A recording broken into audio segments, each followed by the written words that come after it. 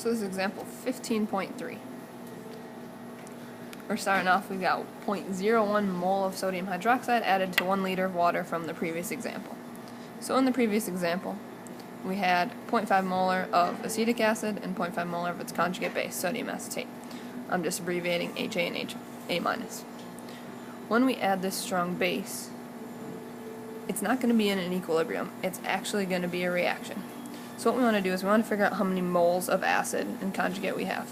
1 liter times 0.5 molar gives us 0.5 moles. So now I'm going to set up my equation.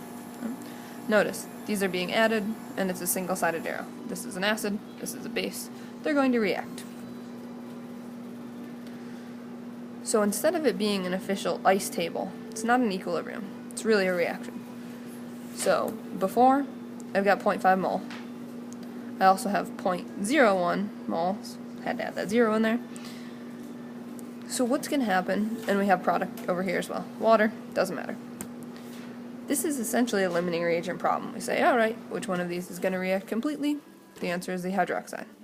So we're going to subtract 0.01 from this side, add 0.01 to that side, do a little addition subtraction, we get 0.49, 0.51 moles. So the goal is to compare the pH, the change in pH.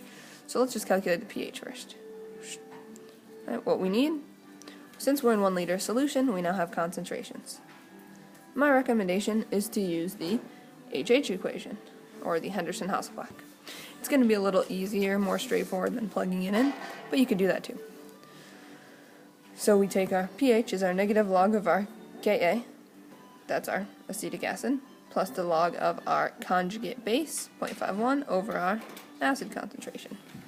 We do math, and we get 4.76.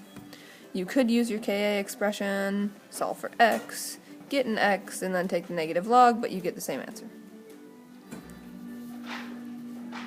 For part B says to compare the change when we add it to water. So, I've calculated the pH of this part here. Right. Since it's a strong base, the molar concentration is going to be the same thing as the hydroxide concentration.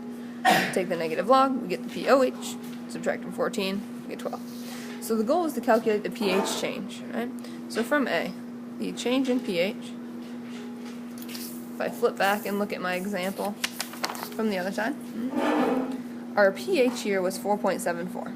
So this is the answer to 15.2. If you need to pause this, keep it there. This is using the HH equation, this is using the Ka expression. Pause this if you need to.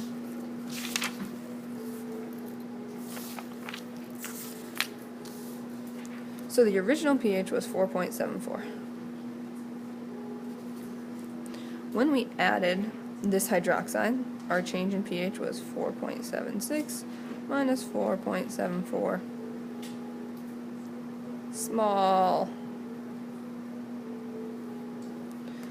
For B, our change in pH,